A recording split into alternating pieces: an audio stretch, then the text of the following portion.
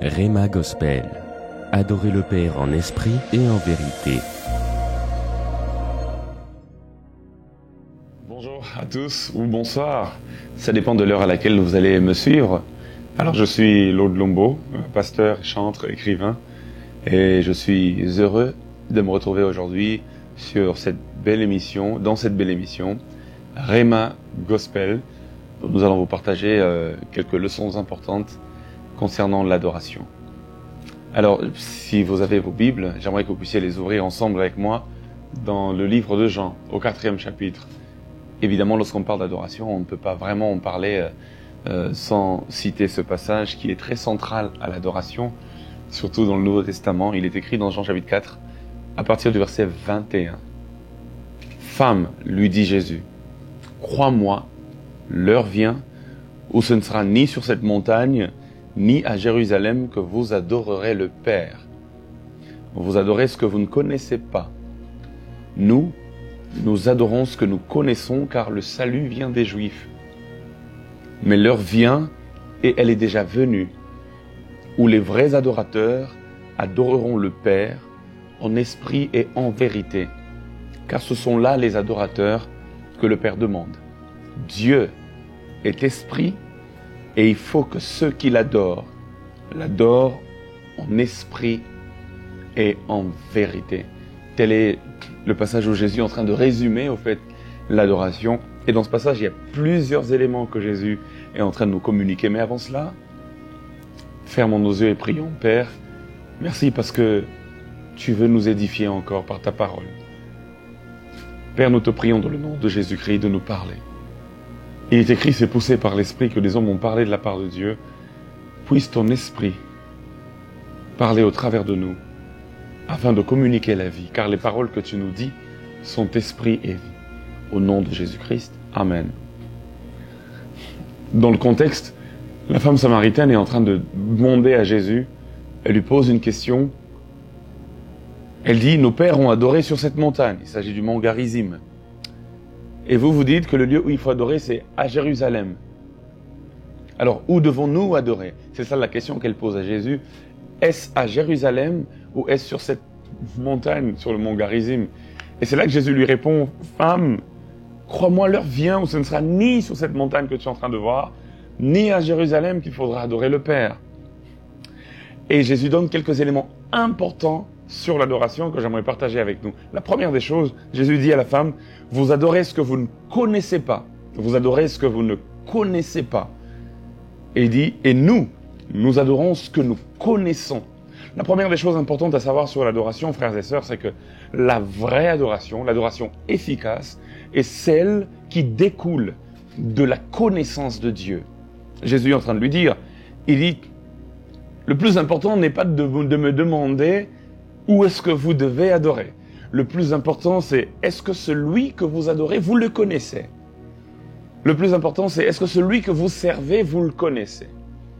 C'est ce que Jésus est en train de dire. Il dit, vous, le problème que j'ai avec vous, c'est que vous adorez ce que vous ne connaissez pas. Vous n'avez pas la connaissance de Dieu. Comment voulez-vous adorer Dieu alors que vous ne le connaissez pas? L'adoration commence à devenir un parfum de bonne odeur. L'adoration commence à devenir un parfum efficace. Un parfum qui réjouit le cœur de Dieu lorsque nous avons la connaissance de Dieu. La connaissance de Dieu est très importante, elle est inhérente à l'adoration. La connaissance de Dieu c'est de là même que découle l'adoration. Parce que mieux tu le connais, mieux tu vas l'adorer. C'est pourquoi il y a un frère, il semble qu'un jour dans une église, les gens étaient en train d'adorer le Seigneur et puis quelqu'un est en train de dire à côté, Seigneur, tu es 3 fois saint. Tu es 3 fois saint. Déjà, je ne sais pas pourquoi les gens disent qu'il est 3 fois saint. Peut-être parce qu'on dit saint, saint, saint dans les Écritures. Alors il dit, Seigneur, tu es 3 fois saint. Et puis il y a un autre frère à côté qui n'avait rien compris de ce que le frère disait. Et lui qui a répété, Seigneur, tu es 3 fois 5. Vous voyez? Donc il ne s'agit pas seulement de ce que tu dis. Il s'agit de, est-ce que tu connais le Dieu que tu adores? Y a-t-il quelqu'un qui connaît le Dieu qu'il adore? As-tu eu une histoire personnelle avec Dieu? Es-tu passé par une expérience personnelle avec Dieu? As-tu vu une œuvre que Dieu a eu à accomplir dans ta vie ou même dans la vie du voisin? As-tu expérimenté la grandeur de Dieu, l'amour de Dieu? Lorsque tu adores Dieu, est-ce que tu le connais? Si on te demande de parler de ce Dieu que tu adores, que diras-tu de lui? Si on te pose la question de savoir qu'a-t-il fait pour ta vie, que diras-tu de lui? Le plus important, ce n'est pas que d'adorer. Le plus important, c'est de connaître celui qu'on adore. Parce que si on pense que le plus important, c'est d'adorer, alors on pense à l'adoration comme un moment. Et ça, c'est l'une des erreurs que beaucoup de gens commettent.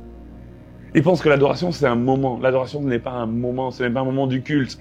Ce n'est pas quand le modérateur dit, bon, maintenant, nous allons adorer le Seigneur. Et puis on se dit, oh, ok, maintenant, c'est le moment d'adoration. L'adoration n'est pas un moment. L'adoration, c'est une vie. L'adoration, c'est une nature que l'on porte. Vous voyez? Cela commence par la connaissance de Dieu.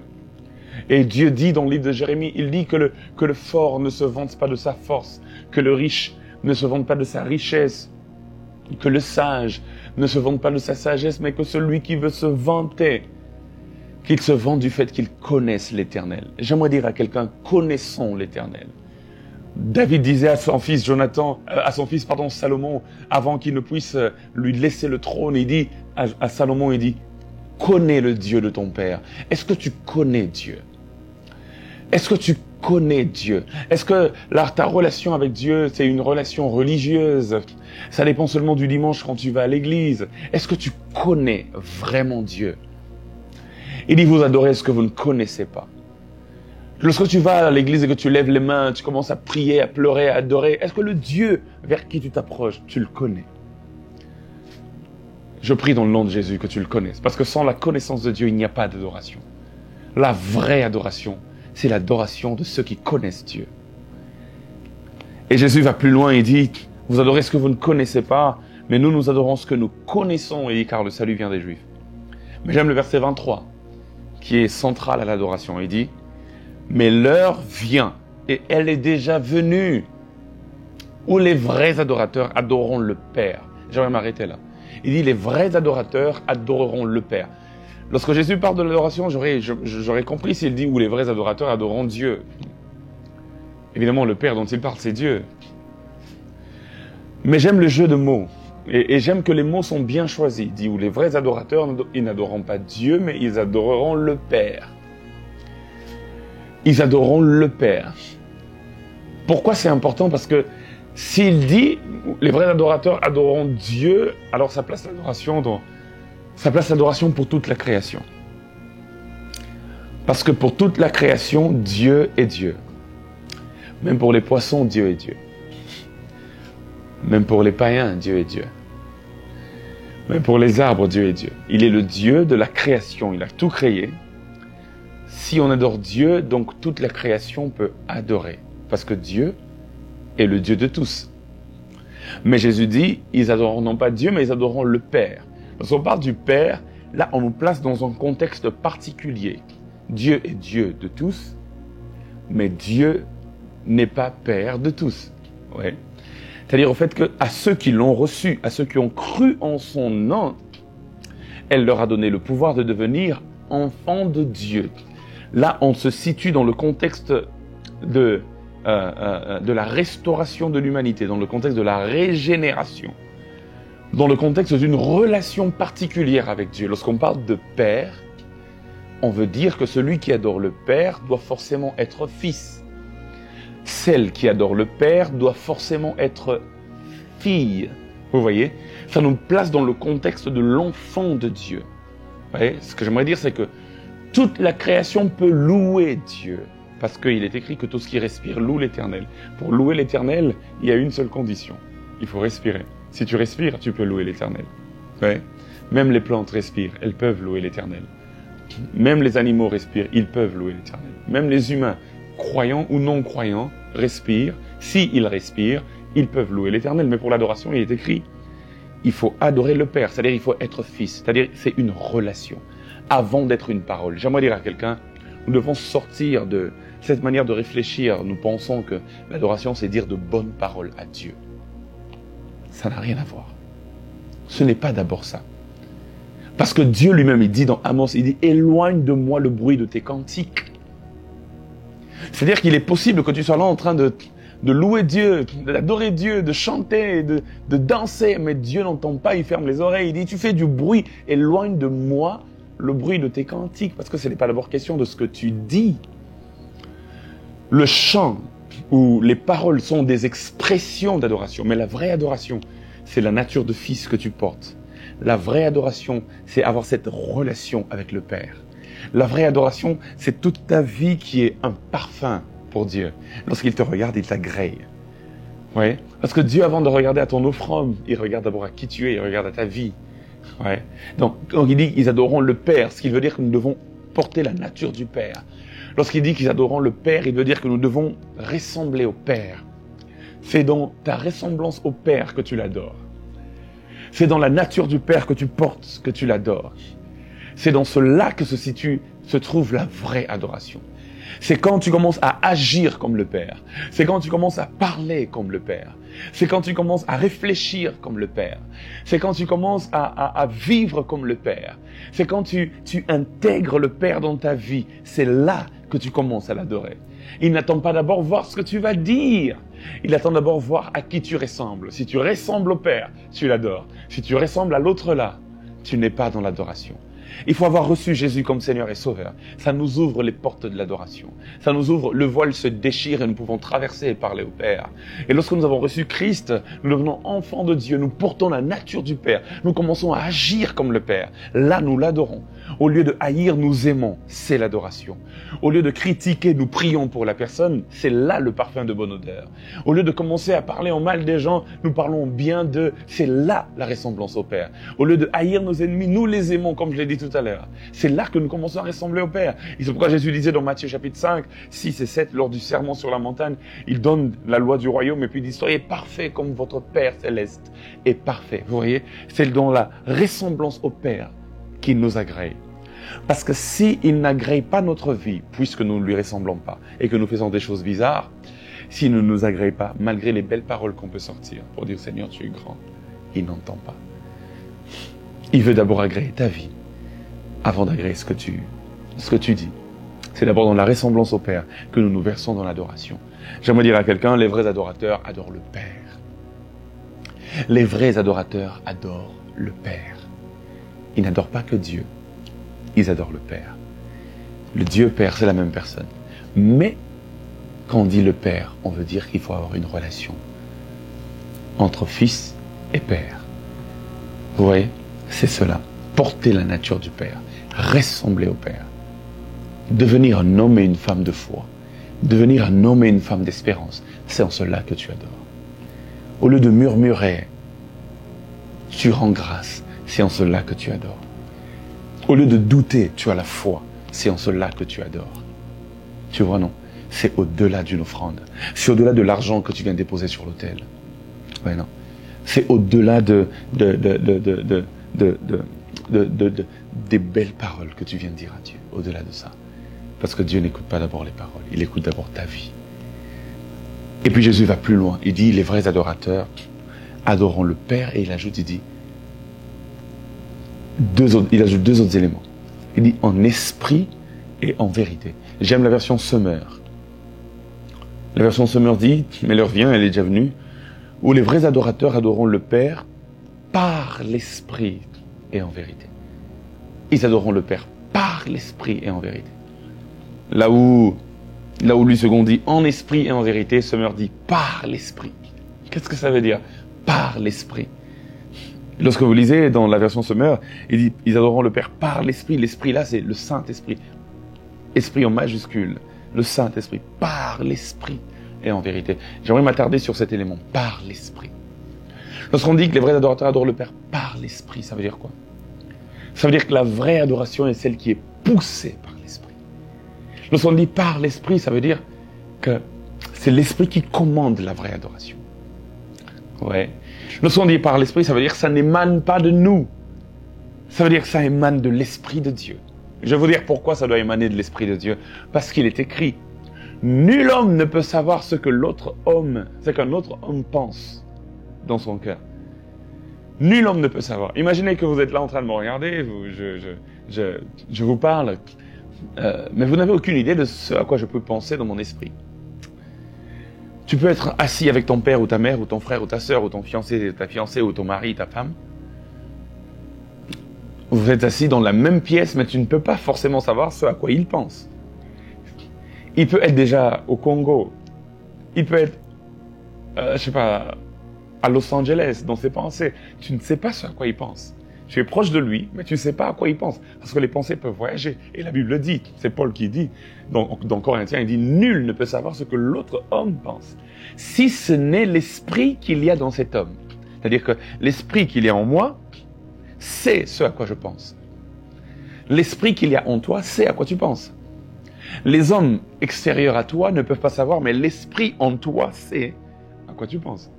Et il dit, de la même manière, nous ne pouvons pas savoir ce que Dieu pense. Si ce n'est l'esprit de Dieu en Dieu qui peut savoir ce que Dieu pense. Et il va plus loin, il dit, car l'esprit, donc le Saint-Esprit, car l'esprit sonde tout. Même les profondeurs de Dieu.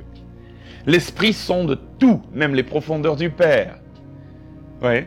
L'esprit connaît le Père à la perfection. L'esprit sonde le Père à la perfection. L'esprit connaît les inclinaisons du cœur du Père en ce moment. Ce que le Père veut en ce moment, l'esprit le sait. Les humains ne peuvent pas savoir, mais l'esprit de Dieu le sait. Ouais. L'esprit sonde tout. C'est pourquoi il est important que l'adoration soit conduite par l'esprit. Parce que l'esprit connaît les attentes du Père en ce moment-là. Ouais. Quand nous sommes conduits par l'esprit et que nous adorons par l'esprit, nous allons plaire au Père. Parce que nous ne pouvons pas savoir ce que le Père veut, mais l'esprit le sait. Et quand l'esprit nous parle, il met un cantique dans nos cœurs. Il met une attitude dans nos cœurs. Et que nous obéissons à l'esprit, nous nous inclinons selon le langage de l'esprit, alors nous sommes assurés que nous allons plaire au Père.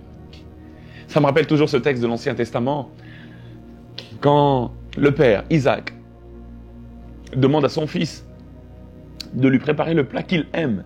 Mais père, comment je saurais que tu aimes que le plat soit comme ceci? Comment je saurais que tu aimes qu'il y ait un peu d'ail, que tu aimes qu'il y ait un peu d'oignon, que tu aimes qu'il y ait pas beaucoup de sel? Tu dois préparer le plat selon que j'aime. Et si je le mange, alors je te bénirai. Ouais, c'est un peu comme ça l'adoration. L'adoration, c'est ce plat que Dieu aime. Et il veut que nous puissions le lui apporter afin qu'il puisse consommer et nous bénir. Ouais. Lorsqu'il consomme notre adoration, lorsqu'il consomme notre vie d'adoration, même nos cantiques d'adoration, et que ça lui plaît, il déverse quelque chose sur nous.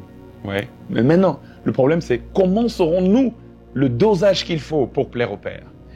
Comment connaîtrons-nous le dosage qu'il faut pour plaire au Père? On ne peut pas le connaître. Parce qu'on n'est pas dans le cœur du Père pour savoir, on ne peut pas lire dans le cœur du Père. Mais heureusement, Jacob a connu le dosage, mais pas par lui-même. Lorsque Isaac l'a dit, Rebecca a entendu et a dit à Jacob, apporte-moi les éléments, moi je vais préparer, parce que moi je le connais. Rebecca connaît Isaac. Il dit, Jacob, toi tu ne prépareras pas. Rebecca a préparé et l'a donné à Jacob. Et Jacob a simplement apporté au Père. Et le Père l'a béni. C'est comme ça. L'Esprit prépare les choses parce qu'il connaît le Père. Et l'Esprit le dépose dans nos cœurs, nous les Jacob. Et ensuite, nous avançons vers Isaac, le Père. Et nous recevons la bénédiction. Isaac mange, il est content. Il pense que c'est Jacob qui a préparé. Alors que c'est Rebecca.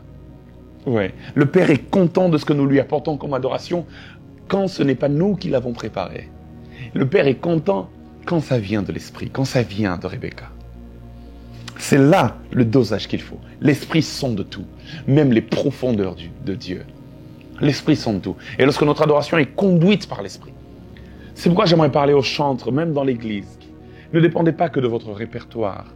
Vous savez que je vais commencer par Emmanuel, ensuite, tant que tu donnes un chant, après on va aller dans Yahweh Loba, et puis on va faire déterminer, et puis après on va faire saison, et puis après on ira dans je ne sais pas quoi d'autre. Ne dépendez pas que de votre répertoire. Parce qu'il est possible qu'en plein culte, l'Esprit vous inspire un chant que vous n'aviez pas prévu. Parce qu'il connaît que c'est le plat que le Père veut manger en ce moment-là. Et quand l'Esprit vous inspire, soyez sensible, soyez assez sensible pour écouter l'Esprit. Sortir de votre répertoire. Suivre la direction de l'Esprit. L'adoration que le Père aime, c'est l'adoration par l'Esprit. C'est l'adoration que l'Esprit dépose dans votre cœur. C'est pour cela qu'il est important de communier avec l'Esprit de Dieu. Alléluia. C'est pourquoi Paul, j'aimais bien cette formule de Paul, lorsqu'il bénissait les églises, il disait que l'amour de Dieu le Père, la grâce de notre Seigneur Jésus-Christ, il dit, et la communion du Saint-Esprit. Lorsqu'on parle de l'Esprit, la chose qu'il faut privilégier, c'est la communion. La communion du Saint-Esprit. Lorsque nous sommes en communion avec le Saint-Esprit, nous sommes en communion avec toute la divinité. Lorsque nous sommes en communion avec l'Esprit, nous sommes en communion avec le Fils. Lorsque nous sommes en communion avec l'Esprit, nous sommes en communion avec le Père, parce que l'Esprit sonde tout. Et lorsque nous écoutons l'Esprit, nous arrivons à faire la volonté du Père. Nous arrivons à adorer le Père comme il faut, par l'Esprit et en vérité. Lorsqu'on dit en vérité, ça veut dire beaucoup de choses. Lorsqu'on parle de l'adoration en vérité, ça veut dire que, premièrement, elle doit être selon la vérité de la parole de Dieu. Parce qu'il n'y a de vérité que dans la parole de Dieu. Alléluia. Il n'y a de vérité que dans les paroles que Dieu a dites. Tu ne peux pas adorer Dieu en utilisant autre chose que la parole de Dieu. C'est dans la parole de Dieu que nous arrivons à avoir la connaissance de Dieu. C'est dans la parole de Dieu que nous arrivons à avoir tout ce qu'il faut pour connaître Dieu. C'est dans sa parole. Lorsqu'on dit en vérité, la vérité c'est la parole. Lorsqu'on dit en vérité, ça veut dire que tu dois être amoureux de la parole pour être un bon adorateur. Parce que c'est dans la parole que non seulement tu connais Dieu, mais tu te connais toi-même. Et que tu arrives aussi à abandonner certaines choses. Parce que lorsque la parole dit « ne fais pas ceci » et que tu lis la parole et que tu aimes le Seigneur, tu essayes d'obéir à la parole. Et quand tu obéis à la parole, elle te transforme. Elle te donne l'image du Père. En vérité, c'est-à-dire selon la parole de Dieu. En vérité veut dire aussi que notre vie doit être une vie de vérité. On ne doit pas vivre une vie de mensonge. Vous savez, dans Genèse au chapitre 38, la Bible dit que Judas habitait à Gzib. Vous pouvez lire dans Genèse 38. Judas habitait à Gzib. Gzib veut dire, en hébreu, fausseté. Littéralement, on traduirait, Judas habitait dans la fausseté. Lorsque toute notre vie est une vie de fausseté, lorsque nous sommes plongés dans le mensonge, plongés dans la double vie, plongés dans l'hypocrisie, aucune adoration qui sort de nous, peu importe, que ce soit en attitude ou en parole, ne pourra plaire à Dieu. Il faut que notre vie soit une vie de vérité. Il faut que nous puissions abandonner toute forme de double vie, toute forme de mensonge. Il faut que nous sortions de Gzib, que nous sortions de la fausseté, que nous sortions du mensonge. Adorer Dieu en vérité, c'est que nos vies et ce que nous disons, c'est-à-dire nos vies et nos paroles doivent être d'accord. C'est cela en vérité. C'est cela l'intégrité d'ailleurs. Lorsqu'on parle d'intégrité, ça veut dire que tu dis ce que tu es, tu fais ce que tu es. Ouais. Celui qui est autre chose et qui dit autre chose n'est pas intègre. L'intégrité, c'est simplement dire ce que tu es. Lorsqu'on parle de vérité, on parle d'intégrité. Lorsqu'on parle de vérité, on parle d'être conforme à la parole de Dieu, parce que la vérité, c'est la parole de Dieu. Frères et sœurs, j'aimerais résumer tout ce que j'ai dit en une formule que je vous prie de retenir. Pasteur, tu as dit beaucoup de choses, comment est-ce qu'on peut retenir cela? Alors voici le résumé. L'adoration, c'est d'abord l'attitude du cœur. C'est-à-dire un cœur qui plaît à Dieu, un cœur qui ressemble à Dieu, une vie qui ressemble à Dieu. L'adoration, c'est d'abord l'attitude du cœur. Et ensuite, ça peut aussi être les paroles de la bouche et autre chose comme le mouvement du corps. Et j'aime le dire dans mes chansons. Mais les paroles de la bouche ainsi que les mouvements du corps, tout ça, c'est des expressions d'adoration. La vraie adoration, c'est d'abord la nature que l'on porte, qui doit être conforme à Dieu. Et l'attitude de notre cœur, qui doit plaire à Dieu. Parce que c'est là-dedans que Dieu voit d'abord, avant de voir tous les artifices. Il a dit à Samuel, il dit, les hommes, vous regardez à ce qui frappe aux yeux, mais Dieu, il regarde le cœur. Et Jésus disait, ce n'est pas ce qui entre dans l'homme qui souille l'homme, mais c'est ce qui sort de l'homme qui le souille, car c'est du cœur que viennent les mauvaises pensées et d'autres choses. C'est d'abord le cœur. Proverbe 4, 23 dit, par-dessus tout, garde ton cœur plus que tout, car c'est de lui que viennent les sources de ta vie. Dieu regarde d'abord au-dedans, avant de regarder ce que nous lui offrons. Seigneur Dieu de grâce, nous te prions au nom de Jésus, de faire de nous des vrais adorateurs, dont le cœur, la nature, la vie, les paroles, les actions sont d'accord, s'alignent pour te rendre gloire. Au nom puissant de Jésus-Christ, transforme-nous à ton image et donne-nous de communier avec l'Esprit afin de toujours te rendre honneur et gloire. Nous te le demandons. Saint-Esprit, conduis-nous et fais de nous de vrais adorateurs. Père, ouvre nos esprits à la connaissance de Dieu, car c'est de là que découle l'adoration. En ton nom, j'ai ainsi prié. Amen. Que Dieu vous bénisse. Merci beaucoup et au prochain numéro. À très bientôt. Rhema Gospel.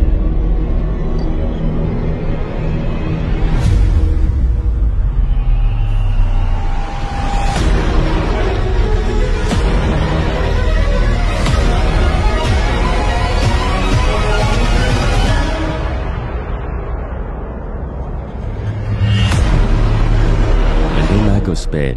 Adorez le Père en esprit et en vérité.